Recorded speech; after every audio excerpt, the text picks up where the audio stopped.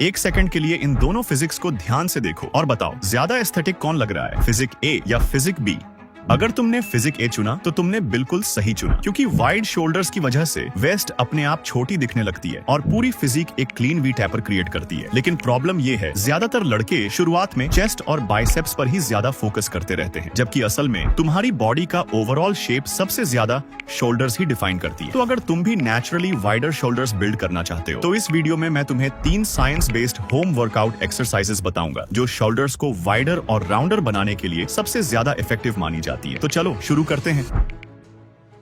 सबसे पहले बात करते हैं शोल्डर की फाउंडेशन की, और उसके लिए मेरी पहली चॉइस होगी पाइक पुशअप्स। अगर तुम घर पर वर्कआउट करते हो तो ये शोल्डर्स के लिए सबसे इफेक्टिव बॉडी वेट एक्सरसाइजेस में से एक है। जिम में लोग शोल्डर्स को ग्रो करने के लिए ओवरहेड प्रेस करते हैं और पाइक पुशअप्स काफी हद तक उसी मूवमेंट को बॉडी वेट के साथ रिक्रिएट करती है। इसी वजह से ये ओवरऑल शोल्डर साइज और स्ट्रेंथ बिल्ड करने में इतनी इफेक्टिव मानी जाती है। इसे परफॉर्म करने के लिए अपनी बॉडी को एक इन्वर्टेड वी शेप में लेकर आओ, फिर अपने हेड को कंट्रोल के साथ फ्लोर की तरफ नीचे ले जाओ और शोल्डर्स की पावर से वापस ऊपर पुश करो। बस एक बात का ध्यान रखना, मूवमेंट हमेशा स्लो और कंट्रोल्ड होनी चाहिए। मोमेंटम के साथ जल्दी जल्दी रेप्स करने के बजाय हर रेप को प्रॉपर रेंज ऑफ मोशन में परफॉर्म करो। बिगिनर्स के लिए 3 से 4 सेट और 8 से 12 रेप काफी होते हैं, और जैसे जैसे ये एक्सरसाइज आसान लगने लगे वैसे वैसे इसकी डिफिकल्टी भी बढ़ाते रहो। इसके लिए अपने फीट को चेयर या बेड पर रख सकते हो या फिर मूवमेंट को और स्लो कर सकते हो। इसी को प्रोग्रेसिव ओवरलोड कहते हैं। मतलब हर कुछ हफ्तों में मसल्स को पहले से थोड़ा ज्यादा चैलेंज देना, और इसी चैलेंज की वजह से तुम्हारे शोल्डर्स धीरे धीरे स्ट्रॉन्गर और बिगर बनने लगते हैं। और अगर तुम जिम में वर्कआउट करते हो तो पाइक पुशअप्स की जगह ओवरहेड प्रेस कर सकते हो, लेकिन ये एक्सरसाइज शोल्डर्स को स्ट्रॉन्ग और बिगर तो जरूर बनाती है। पर अगर तुम्हारा गोल शोल्डर्स को विजुअली वाइडर दिखाना है तो हमें एक और मसल पर फोकस करना होगा, और उसी मसल को हम अगली एक्सरसाइज में टारगेट करेंगे।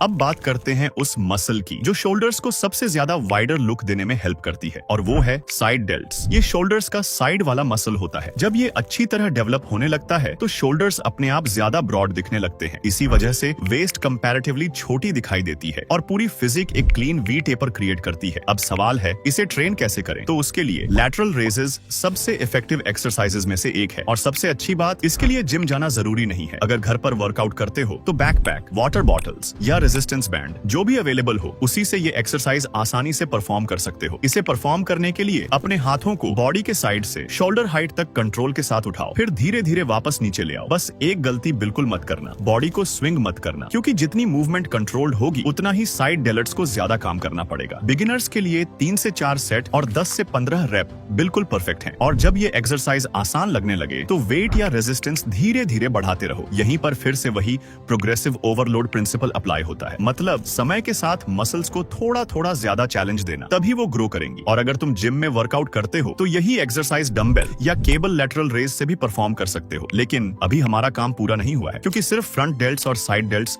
डेवलप कर लेना ही काफी नहीं होता। अगर सच में राउंड, बैलेंस्ड और एस्थेटिक शोल्डर्स चाहिए तो अब हमें शोल्डर्स के तीसरे और आखिरी हिस्से को भी ट्रेन करना होगा, और वही एक्सरसाइज हम अब आगे देखने वाले हैं। फ्रंट और साइड डेल्ट को ट्रेन करने के बाद अब बारी आती है शोल्डर्स के तीसरे और आखिरी हिस्से की, और वो है रियर डेल्ट। अगर इन्हें इग्नोर करोगे तो शोल्डर्स सामने से तो ठीक दिख सकते हैं, लेकिन साइड और बैक से उतने इंप्रेसिव नहीं लगेंगे। इन्हें ट्रेन करने के लिए resistance band rear delt fly सबसे इफेक्टिव होम वर्कआउट एक्सरसाइजेस में से एक है। ये एक्सरसाइज शोल्डर्स के पीछे वाले मसल को टारगेट करती है। जब रियर डेल्ट्स डेवलप होने लगते हैं तो शोल्डर्स ज्यादा राउंड, बैलेंस और कंप्लीट 3D लुक देने लगते हैं। साथ ही तुम्हारा पोस्चर भी पहले से बेहतर दिखने लगता है। अगर तुम्हारे पास रेजिस्टेंस बैंड नहीं है तो बैकपैक रियर डेल्ट फ्लाई भी परफॉर्म कर सकते हो। इस परफॉर्म करने के लिए कमर से थोड़ा आगे लीन करो और अपने हाथों को साइड की तरफ कंट्रोल के साथ खोलो। मूवमेंट को झटके से करने की बजाय रियर डेल्ट्स से मूवमेंट को कंट्रोल करने की कोशिश करो, ताकि पूरा टेंशन उसी मसल पर बना रहे। बिगिनर्स के लिए 3 से 4 सेट और 10 से 15 रेप काफी है। और अगर तुम जिम में वर्कआउट करते हो तो इसी एक्सरसाइज को डंबल रियर डेल्ट फ्लाई या रिवर्स पेक डेक मशीन पर भी परफॉर्म कर सकते हो। जब फ्रंट, साइड और रियर शोल्डर्स के ये तीनों हिस्से अच्छी तरह डेवलप होने लगते हैं, तब तुम्हारे शोल्डर्स सिर्फ बड़े ही नहीं दिखते, बल्कि हर एंगल से ज्यादा राउंड, बैलेंस्ड और एस्थेटिक नजर आते हैं। तो भाई, अगर तुम नेचुरली वाइडर और ज्यादा एस्थेटिक शोल्डर्स बिल्ड करना चाहते हो तो अपनी रूटीन में ये 3 एक्सरसाइजेस जरूर ऐड करो। Pike pushups, lateral raises, rear delt fly. अगर इन्हें सही टेक्निक के साथ और कंसिस्टेंसी से करते रहे तो कुछ ही हफ्तों में तुम्हें मिरर और टी-शर्ट फिटिंग दोनों में साफ डिफरेंस दिखना शुरू हो जाएगा। और अगर तुम घर पर ही एक complete full body workout plan ढूंढ रहे हो तो स्क्रीन पर जो वीडियो आ रही है उस पर अभी क्लिक करो। उसमें मैंने पूरा home workout routine step by step आसान भाषा में एक्सप्लेन किया है। मैं तुमसे उस वीडियो में मिलता हूँ।